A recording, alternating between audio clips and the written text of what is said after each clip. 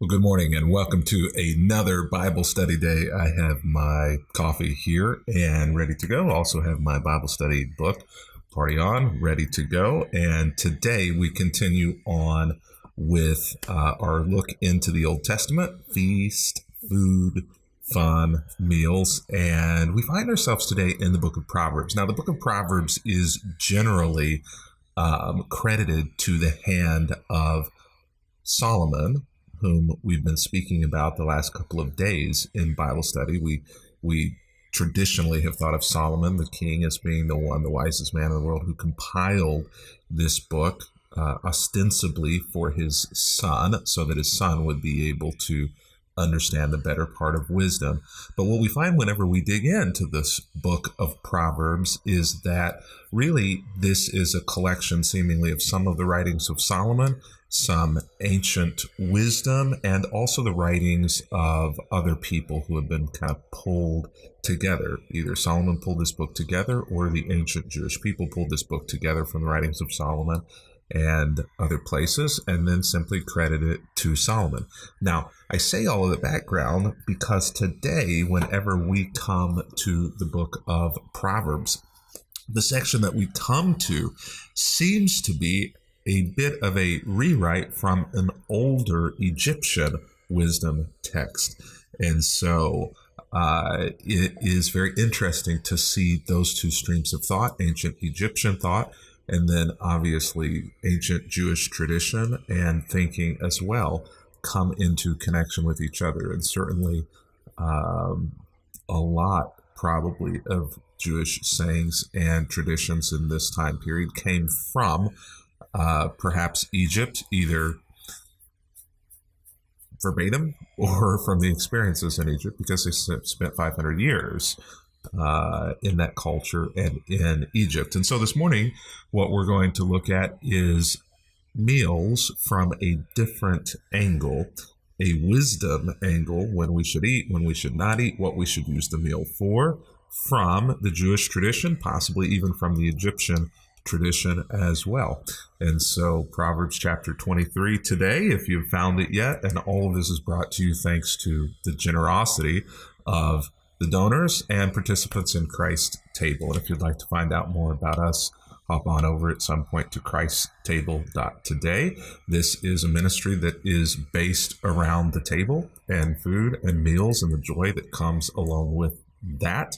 Looking forward to in-person gatherings. In fact, if you're watching this timely, our Florida gathering is intended to be outside this weekend, and we've been experiencing, speaking of Egypt, something of a plague here in South Florida of flies. And so today we kind of have to make a decision as to what to do about that, because food and a plague of flies outdoors doesn't really seem to mix. And so I was watching the news last night. It said it could be here for 3 or 4 months. Oh my goodness. Lord help us. And maybe this Bible study will help take my mind off of all of that. Why don't we just go ahead and jump in? And what we have here in verses 1 through 8 is actually 3 different sayings or 3 different pieces of wisdom advice. Verses 1 through 3, right here, which I've just put up, is kind of one encapsulated thought. Then we're going to move to a second encapsulated thought in verses 4 and 5. And then 6, 7, and 8 are going to give us a third saying or encapsulated thought. So we're going to kind of move through 3 different vignettes that are all kind of tied together to one theme. So here we go. Verse 1. While dining with a ruler, that means a king, not a measuring device. English, don't you love it? Pay attention to what is put before you. If you are a big eater, put a knife to your throat. Don't desire all the delicacies, for he might be trying to trick you. So this is interesting. And sometimes when we come to Confucius-style sayings, it can be difficult to maybe read behind the words and the snappy language in order to understand what's trying to be communicated. So let's just kind of work through this a little bit. So the setting here is a meal. a dining meal, a feast, and it's with a ruler. So that can mean a king, but it also could mean somebody essentially who is a leader, someone who's superior to you, either professionally, perhaps a boss or a boss's boss, or a company meal where the top level of executives are present. It could mean a community leader. It could also mean a king, a government official, any of these things. And so pay attention to what's put before you. Pay attention to the food. And essentially what's being said here is be on guard. A meal like this oftentimes isn't just a meal. It's not just hospitality or food, but you're being judged in a sense. You have to be on in those situations. And so this is a different way of looking at a meal, but it's a real world example of looking at a meal, which is what we find in the book of Proverbs, are real world situations and advice for them. If you're a big eater, put a knife to your throat. Now, I first read that and I thought, I'm a big eater, so if I'm at a meal with a ruler or a supervisor or a superior, then what I'm supposed to do is essentially slit my throat?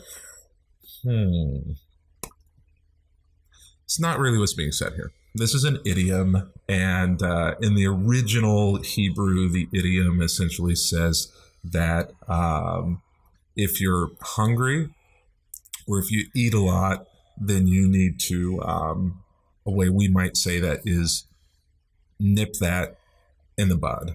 Or if you're speaking, it's like hold your tongue. Like it's saying you need to hold your stomach. You need to cut off that part of your desire if you're a big eater. So it's saying you need to probably not draw attention to yourself. You need to be on guard. This isn't a feast where you're supposed to necessarily enjoy the food in as much as you want, but you need to be aware that you need to not draw attention to yourself, not eat too much, not do anything that might be looked on as being unfavorable to you. Don't desire all of the delicacies, for he might be trying to trick you. And so that just kind of reinforces this idea that whenever you are at a meal that is not intended necessarily to be a meal of hospitality, wherever you are on, in a sense, then you always need to be on guard, and you might be there for reasons other than just sustenance. You might be there for reasons where they're judging you, they're checking you out, they're trying to listen to what's going on. There are more things at play here. So there's meals where you need to be wary of what you do and what you say and how you act at those meals. I might say that that is counterproductive, and the Bible might say that that is counterproductive to the point of meals, that meals are about more than food. And it is antithetical to use the table in this way. I might even say it's anti-God or anti-Christ to use the table in this way because of what God has taught us the power and the reason for the table is. But not everybody treats the table in that way. And so don't be dumb. Don't be a fool. Be wise. So now we're going to move to a second vignette, which is tied to the table and food and to the first one in some way. Don't wear yourself out trying to be rich. Be wise enough to know when to quit. And so this idea really in the first vignette, in the verses that we just read in verse 1, is that this ruler or this supervisor is also probably rich. It's a person of status, but it's also a person of wealth in the way that the Hebrew is kind of written. And so this kind of ties into the first one by saying, you may be at this meal, you may be working the room, you may be working the supervisor, you may be working middle management or upper management in order to make a name for yourself so that you can buy that second house, so you can get that boat, so you can pad your 401k. And, don't wear yourself out. And we all know people, and maybe we are that person, but we all at least know people who wear themselves out trying to be rich. And the writer, in his wisdom in this passage, says, you know what? You got to be wise enough to know when to quit. You got to know when to hold them, and you got to know when to fold them, right? You got to know when to walk away. You got to know when to run. And sometimes this pursuit of wealth and trying to get rich, it just isn't worth it. It isn't worth the price that you pay. It isn't worth the price that you pay for turning every meal into a get-rich-quick scheme. Hospitality and generosity, much more important. Know when to quit. Why? Well, we're still in the second vignette. In the blink of an eye, wealth disappears. It will sprout wings and fly away like an eagle, thus implying that there are things in life that don't disappear. Your family and relationships don't disappear. The things that happen around a table, that happen with shared hospitality and love and joy, those things don't disappear. But the job that you leveraged at a meal, the pay raise that you swindled out of someone at a meal, the recognition or notice or awareness of yourself that you brought to you at a meal, those things can disappear and they don't last. So why not spend your time around the table pursuing things that will last? Third vignette. Don't eat with people who are stingy. Don't desire their delicacies. In a way, this is the opposite of what we saw in the first vignette. In the first vignette, what we saw was somebody who was a king or a ruler or a supervisor or a leader having an open table and inviting other people to it. And maybe there was more of an agenda than just the meal or the food at that supper, but they had opened their table and invited many people to come and be a part of that. So it was a person who, actually the text kind of literally says, has a good eye. And this one says, don't eat with people who have a bad eye. The text technically says in the original, which translates in the Hebrew to people who are stingy. So people who are the opposite of what we saw in vignette 1. Don't eat with people who are stingy. Don't desire their delicacies. They're always thinking about how much it costs. Eat and drink, they say, but they don't mean it. You will throw up what little you've eaten, and your compliments will be wasted. What's in view here almost is somebody who ends up at a meal that they were never supposed to be sitting at, kind of an uninvited guest, someone who knocks on your door, you guys don't have a strong relationship, and they kind of invite themselves over for dinner, or they invite themselves into a meal out at a restaurant with you. And the writer here, the wisdom author here says, don't do that. Don't push yourself into meals. Don't push yourself into the good graces or the hospitality of people who are stingy. If someone isn't going to invite you over to their home for dinner, don't be offended. Don't press yourself into it. Don't desire their delicacies. And I think that this also applies more broadly to meals too. If someone isn't going to give you the recognition that you deserve for the work that you've done, don't force it. It's not worth it. It's not worth being in that person's good graces. It's not worth being in that person's work environment. It's not worth being that person's employee. You're going to continue to encounter this type of behavior from someone who is the opposite of generous, someone who is stingy. And so, if they're not going to give you that position that you deserve, if they're not going to give you that pay raise that is equitable to your value and market value, if they're going to be stingy with their food and with their table, if they're going to be stingy with their resources, it isn't worth the lemon, isn't worth the squeeze. They're going to say eat and drink. They're going to say you're worth it, you're good, but they don't mean it. You'll throw up what little you've eaten. It's it's going to end up tasting nasty in your mouth, anything that you do get out of them, because they're going to have given it begrudgingly and they're going to dislike you for it. And all of the compliments that they might give to you won't be true. And all the compliments that you would give to them, even if they are true, will be wasted.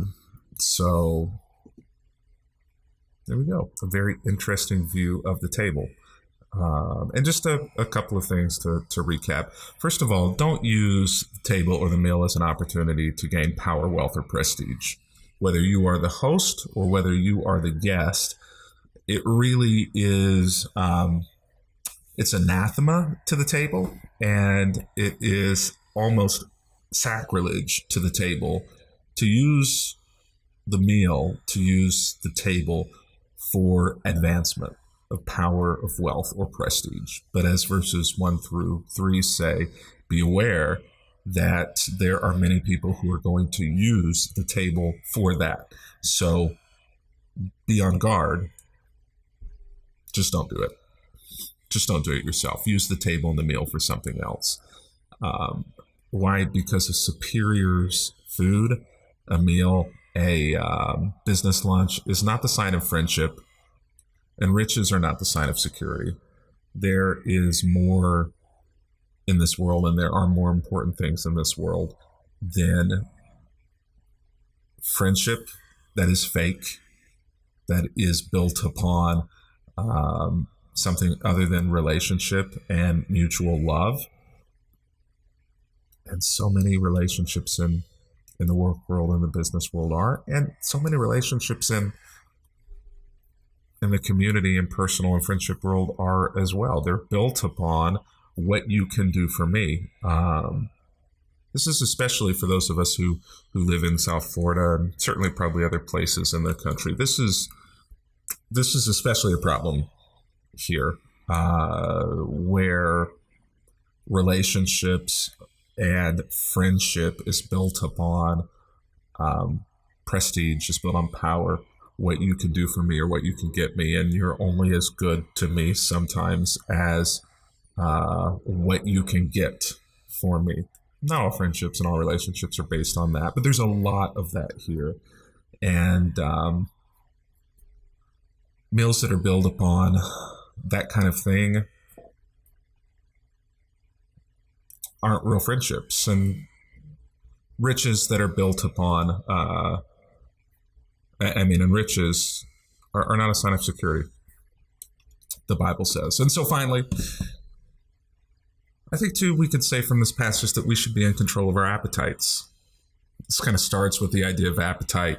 Don't eat too much, stick a knife to your throat, or, stick a cork in it might be another way to say it. You should be in control of your appetites. It talks about the appetite for food in the first vignette. It talks about the appetite for riches in the second vignette. And in the third vignette, it talks about the appetite that sometimes we have for prestige, or to sit at the table of people who don't want us at their table. And so I think that all of these three are about appetites. And in fact, if you'll continue to read on in this chapter, Proverbs 23, you're going to see more conversation about appetites. Be in control. Be in control of your appetites. And that is the wise thing to do at the table or otherwise. It's been good to be with you today. I'm going to get back to this coffee and back to work. But until tomorrow, party on.